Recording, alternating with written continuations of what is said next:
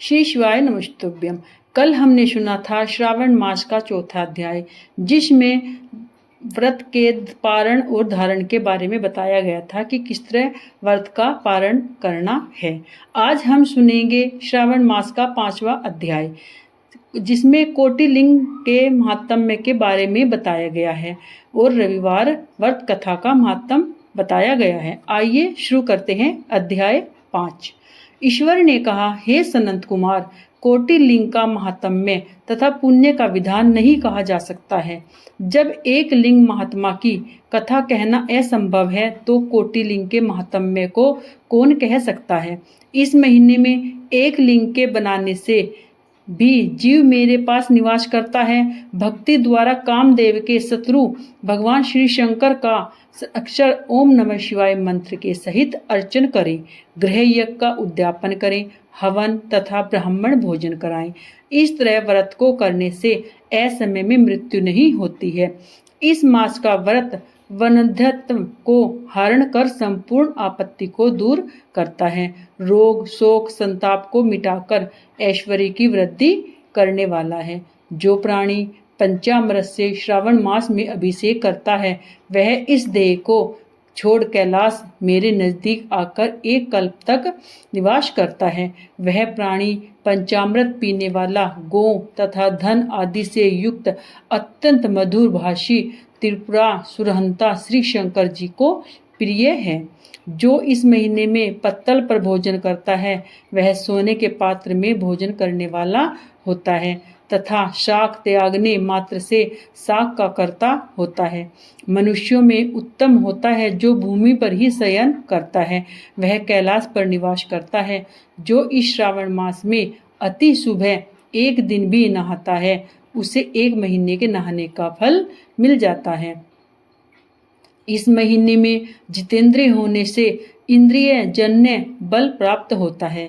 इस महीने में स्फटिक मणि, पाषाण, मिट्टी तथा मरीकत मणि निर्मित शिवलिंग में या स्वयं उत्पन्न या बनाए हुए पिशान निर्मित या पीतल आदि चंदन, मक्खन या किसी द्वारा निर्मित शिवलिंग में एक बार अर्चन करने से 100 ब्रह्म हत्या भस्म हो जाती है।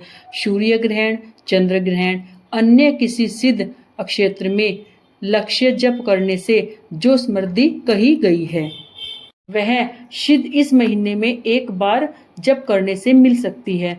दूसरे समय में किए गए नमस्कार तथा प्रदक्षिणा से जो 1000 जप का फल मिलता है, वह फल इस महीने में एक बार करने से मात्र मिल जाता है। मुझे प्रिय इस श्रावण महीने में देव प्रायण करने पर सब वेद मंत्रों की अच्छी तरह सिद्धि हो सकती है। इस महीने में बिना पुरुष सूक्त पाठ के एक दिन भी न बितावे। जो इसको अर्थवाद मात्र कहता है, वह प्राणी नरक को जाता है। समिधा, चरु, तिल और घी से गृह यज्ञ करे, धूप, गंध, पुष्प, नैवेद्य आदि से भेद द्वारा अर्चन करें। शंकर के रूपों का यथोचित ध्यान कर शक्ति द्वारा कोटि होम, लक्ष होम और अयुत हवन करें। तिलों के व्याहित मंत्रों से हवन करे, इसको गृह यज्ञ नाम से कहा गया है। हे सनंत कुमार, अब वार व्रत कहूँगा, आप सुने। अनग आपसे पहले रविवार व्रत को कहूँगा। रमणीय प्रतिष्ठानुसार मैं सुकर्मा नाम का एक दरिद्र ब्राह्मण तथा कर्पण भिक्षावर्ती में तत्पर था। एक दिन सुकर्मा ब्राह्मण ने धान्य भिक्षा के लिए प्रतिष्ठुनपुर में घूमते हुए किसी गृहस्थ के घर में स्त्रियों को देखा। मैं स्त्रियां आपस में मिलजुल कर रविवार के उत्तम व्रत को कर रही थी। उसी समय ब्राह्मण को देख उन स्त्रियों ने अर्चन को जल्दी ही ढक दिया। उस ब्राह्मण देव ने उन स्त्रियों से अर्चन विधि को जानने की जिज्ञासा की।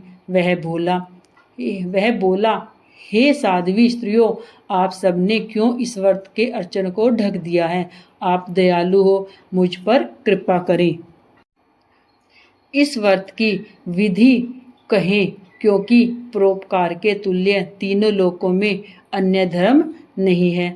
समदृष्टि रखने वाला साधु पुरुषों को तो परोपकार ही स्वार्थ है। दरिद्रतावस्था में मैं दुखी हूँ, यह उत्तम व्रत श्रवण कर इस व्रत को मैं भी करूँगा। इस व्रत के विधान तथा फल को भी कहिए। स्त्रियों ने कहा, हे द्विज, यदि व्रत में उन्माद या प्रमाद, विस्मरण, भक्तिहीनता या अनास्था करेंगे तो इस व्रत को तुम्हें कैसे दें। उनकी ऐसी वाणी को श्रवण कर उत्तम ब्राह्मण ने कहा, हे स्त्रियों, मैं ज्ञानी तथा भक्ति युक्त उत्तम व्रत को करने वाला हूँ। इस तरह उसकी वाणी सुनकर उन स्त्रियों में से एक प्रौढ़ा स्त्री ने रविवार के व्रत तथा उसकी विधि उससे कही। श्रावण मास के शुक्ल पक्ष के पहले रविवार को मौन होकर उठे, ठंडे पानी से स्नान करे, नित्य कर्म करे, पान के पत्ते पर 12 परिधि वाला मंडल लिखे, उसको लाल चंदन द्वारा सूर्य नारायण के तुल्य गोलाकार लिखे।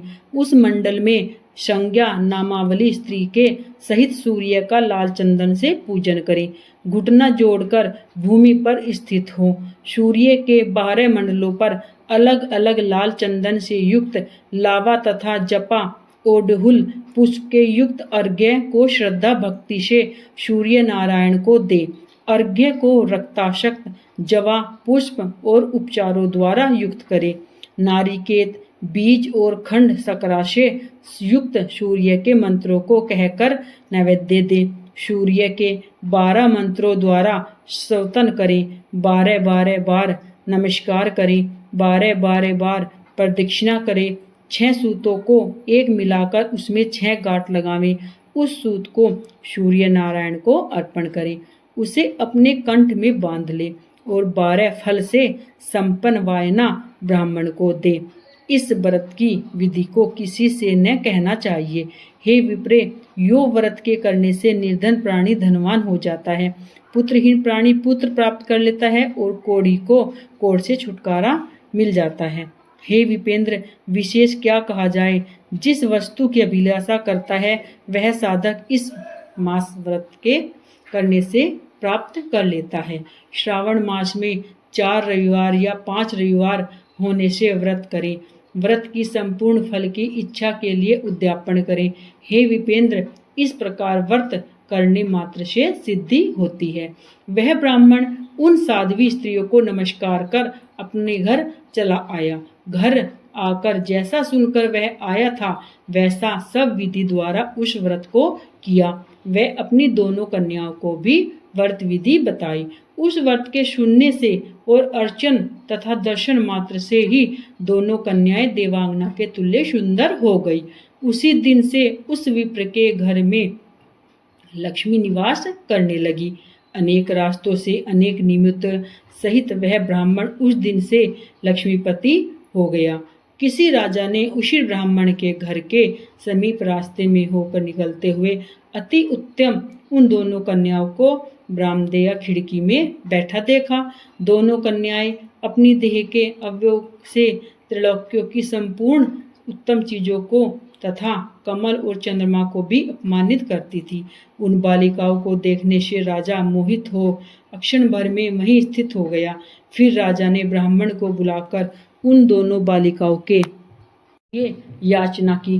ब्राह्मण ने भी प्रसन्न होकर दोनों बालिकाओं को राजा को दे दिया।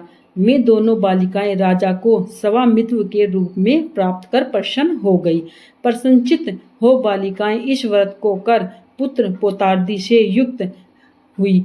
हे मुने, बड़े अबुद्धि को करने वाले इस व्रत को मैंने आपसे कहा है। 5वां अध्याय श्रावण मास का संपूर्ण हुआ।